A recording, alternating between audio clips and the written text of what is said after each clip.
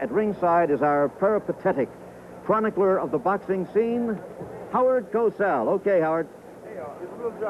Thank you very much, Jim McKay. And Jim has told you very quickly about the two fights we'll be seeing here in the great showroom of the spanking new International Hotel in Las Vegas.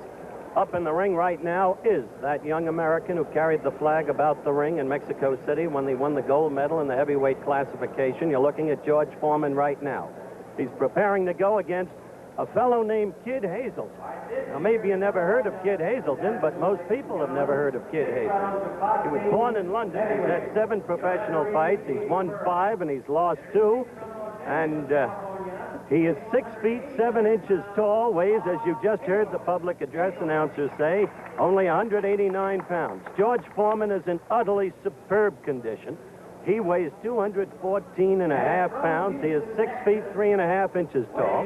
He is yet to be 21 years of age, and he appears to me, through the time that I've known him, to have developed, if he didn't have it to begin with, the dedication that will be necessary if he is in the ultimate to become the heavyweight champion of the world. Foreman has had 10 professional bouts since that day in Mexico City when he defeated Shapulis the Russian. And this will be his 11th, and he will be fighting again because Dick Sadler, his canny manager, is keeping him working against just the right opponents as he keeps developing toward in the ultimate first-class contendership in the heavyweight division. So he'll be fighting next on December 16th at the Miami Beach Convention Hall against somebody named Levi Forty. When I heard about that, I thought quickly he might be related to our brilliant but diminutive producer, Chet Forty. Not so. This is George Foreman. He has a marvelous left, a truly powerful crunching left. He's got a good right, very strong in all departments. What he needs is polish. He's been learning how to slip punches.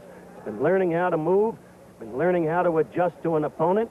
And as he learns these things, I repeat, he is destined, I think, to become one of the great ones. Whether or not Hazelton can offer any opposition tonight remains to be seen. This bout will be starting momentarily. In Nevada, the referee does not join in the scoring of a fight. 3 judges score the fight, and the scoring system is on a 5-point must to the winner per round. There'll be a mandatory 8 count, 3 knockdowns within the round, and this fight will end the fight. That will not be true of the main event, Sonny Liston against Leotis Martin. We'll talk more about that later. And counting continues here in Nevada after the bell. The referee is named Dave Pearl. The judges Art Lurie, Mike Petrovich, and Ralph Mosa. Counting on the knockdowns will be Buzz Massa. The timer is Ray Lassard, and of course there is a physician in attendance, Dr. Donald Romeo, an experienced boxing physician. We await the start of this bout. There's the bell for round 1, and it's George Foreman in the blue trunks and Kid Hazelton fighting out of Los Angeles in the red trunks.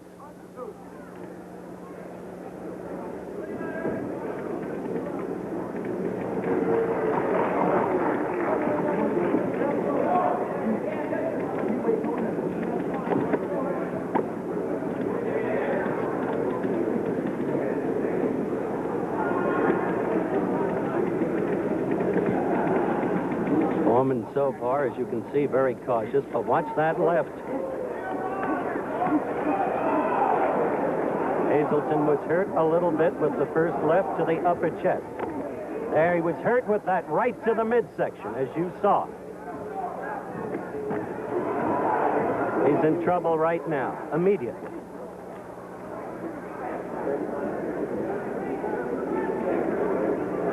Bob Kid Hazelton, a Londoner fighting out of Los Angeles against George Foreman, our Olympic gold medalist. Foreman belaboring Hazelton, and down he goes. Hardly an inspiring opponent, but once again, this is the way fighters are developed in boxing. The bout is stopped. My clock makes it 1 minute, 27 seconds of the first round.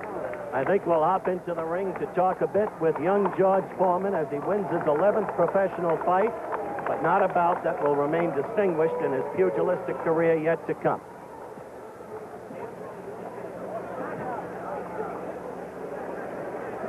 Ladies and gentlemen, your winner, 1 minute, 26 seconds of the first round, by knockout, George Foreman.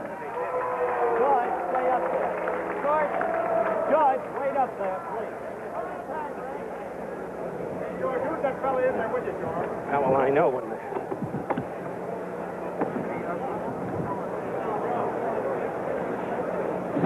With my IB unconnected, you'll have to signal me.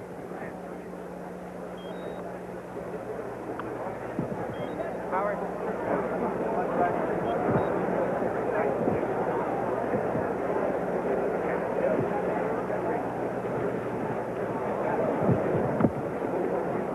All right, Georgie.